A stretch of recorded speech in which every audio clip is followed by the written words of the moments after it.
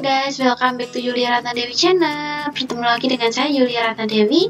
Di sini kita akan membahas mengenai patofisiologi demam berdarah.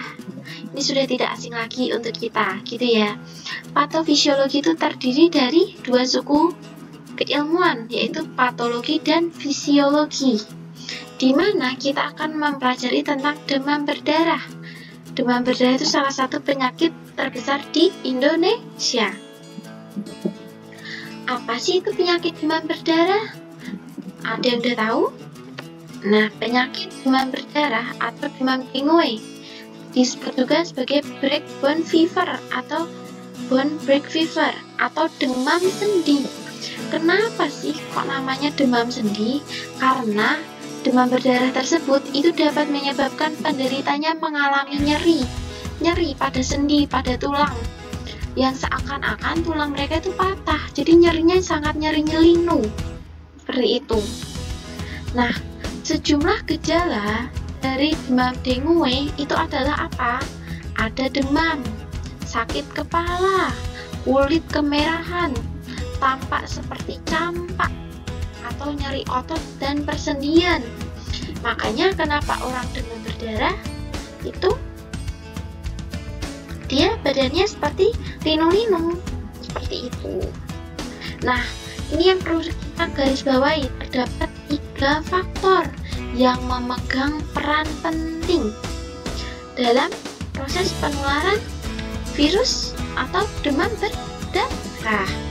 Yang pertama adalah manusia sebagai hostnya, virus yang menyebabkan, kemudian vektor perantara. Apa sih vektor perantaranya? Adalah nyamuk. Itu ya, sampai sini sudah jelas. Kemudian bagaimana sih pertama kali demam berdarah itu muncul? Jadi istilah breakbone fever atau demam berdarah itu pertama kali dikemukakan oleh Bapak Benjamin Rush. Beliau berasal dari Amerika Serikat. Di mana pada tahun 1789 Bapak Benjamin Rush itu mengungkapkan istilah tersebut, breakbone fever, di laporannya. Biasanya dokter itu memiliki laporan di kejadian luar biasa di Philadelphia pada tahun 1780. Berdarah pertama kali ditemukan di Indonesia pada tahun 1968, di mana angka kejadian dengue itu terus meningkat. Jadi nyamuknya itu dari Amerika. Indonesia itu butuh waktu sekitar 200 tahun, di mana tadi 1780 itu beliau baru menemukan, dan 1968 itu baru ditemukan di Indonesia. Jadi butuh 200 tahun nyamuknya untuk nyebrang ke Indonesia. Di mana kasus kejadian di Indonesia itu pertama kali dilaporkan terjadi di Surabaya dan di Jakarta dengan jumlah kematian sebanyak 24 orang. Etiologi atau penyebab penyakit dari demam berdarah. Yang menyebabkan penyakitnya adalah demam berdarah disebabkan oleh virus dengue atau kita singkat dengan DEN biasanya. Virus dengue ini termasuk dalam genus Falcivirus. Jadi bisa diingat-ingat ya, yang menyebabkan adalah virus dengue atau kita singkat DEN, dan virus dengue termasuk dalam genus Flavivirus. Di mana karakteristik dari virus dengue, yaitu virus dengue termasuk strain RNA positif. Makanya kenapa dia serotipnya itu banyak dan berubah-ubah, karena dia apa? Termasuk virus RNA strain positif yang berasal dari keluarga atau family atau genus Flavivirus. Diingat-ingat. Nah, variasi genetik dari spesifikasinya virus dengue itu oleh Albert Sabin pada tahun 1994 yang menunjukkan bahwa apa? Setiap serotip itu apa? Setiap jenis nyamuk, setiap jenis virusnya memiliki genotip yang berbeda-beda. Karena apa? Karena dia termasuk RNA strain positif. Di mana serotip dari virus dengue itu terdapat 4, yaitu 1, den 1, den 2, den 3, dan den 4. Di Indonesia sendiri yang paling umum adalah den 2 dan den 3. Ingat-ingat ya. Sekarang kita baru ke patofisiologi demam berdarah. Di mana tadi patofisiologi adalah mekanisme kerjanya. Bagaimana suatu penyakit itu bisa menyerang suatu organ. Atau mekanisme kerjanya gitu ya. Di patofisiologinya, virus dengue atau virus den itu virus yang memiliki ukuran 50 nm dengan 3 protein struktur dan 7 protein non-struktur dari kapsul, lipid, dan untai asam ribonukleat. Terdapat 75 kasus infeksi yang tidak menimbulkan gejala apapun dari periode inkubasi penyakit yang biasanya sekitar 4-7 hari. Namun pada kasus tertentu itu dapat mencapai 10 hari. Nah, kita bisa melihat patofisiologinya pada gambar berikut. Di mana terjadi penetrasi, nyamuk penetrasi atau masuknya nyamuk, di mana nyamuk itu kan sebagai perantara. Jadi nyamuk itu mulai menggigit manusia. Jadi nyamuk membawa virus dengue kemudian menggigit manusia. Ketika menggigit, kemudian virusnya masuk ke dalam kulit. Ketika virusnya masuk ke dalam kulit, masuk ke mana? Aliran darah. Virus akan mengalami replikasi dibantu oleh sel Langerhans yang belum matang di kulit. Kemudian lanjutkan perjalanan ke sel getah bening dibantu oleh sel Langerhans. Dibawa tuh virusnya menuju ke kelenjar getah bening. Nah, di sana terjadi apa? Terjadi interaksi ini loh. Terjadi interaksi antara monosit dan makrofag. Di mana terjadi proses fagositosis.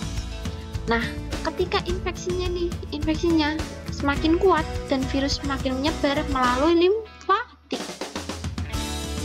Kemudian viremia ini dia akan menghasilkan apa? Mediator inflamasi, mediator proinflamasi seperti bradikinin, serotonin, trombin, dan histamin. Yang perlu dihafalkan adalah serotonin, trombin, dan histamin itu akan memicu apa? Gejala klinis atau manifestasi berupa demam.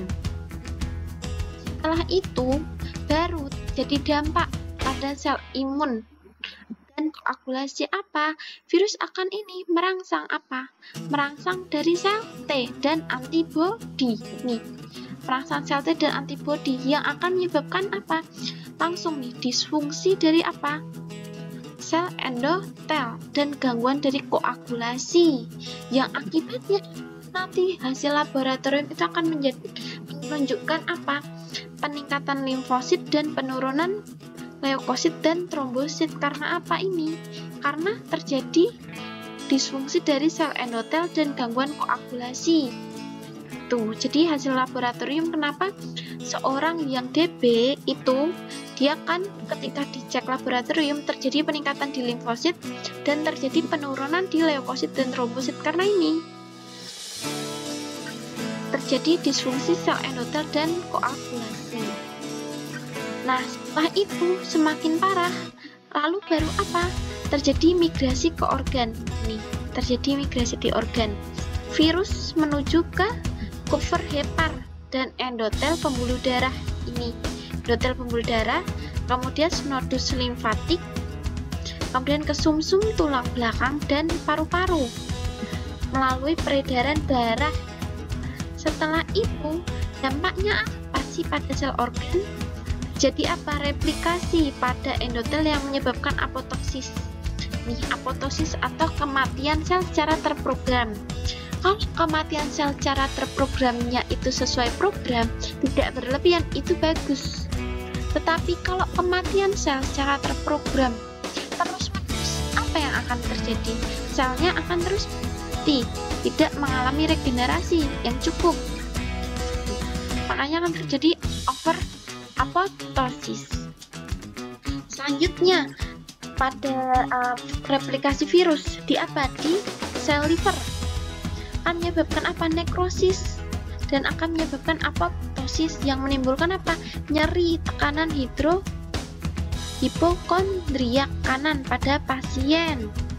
Kemudian kalau replikasi pada stoma dan sumsum tulang itu akan mengganggu pembentukan sel darah baru. Tuh. Selanjutnya nanti akan apa? Ini akan menyebabkan apa? Gangguan dari endotel dan gangguan pada disfungsi koagulasi. Nah, peran utama dari monosit itu apa? Dia akan sebagai respon alami tubuh. Ketika virus masuk, monosit itu akan menghasilkan apa? INF alfa dan INF beta dengan replikasi virus yang masif dilepas dengan progen yang menyebabkan demam dan peningkatan tekanan darah. Dari virus dan host, tip protein utama pada virus itu ada envelope E, kemudian ada prekursor membran protein dan non-struktural F1 yang melibatkan antibodi. Seperti itu. Inilah patofisiologi dari demam berdarah.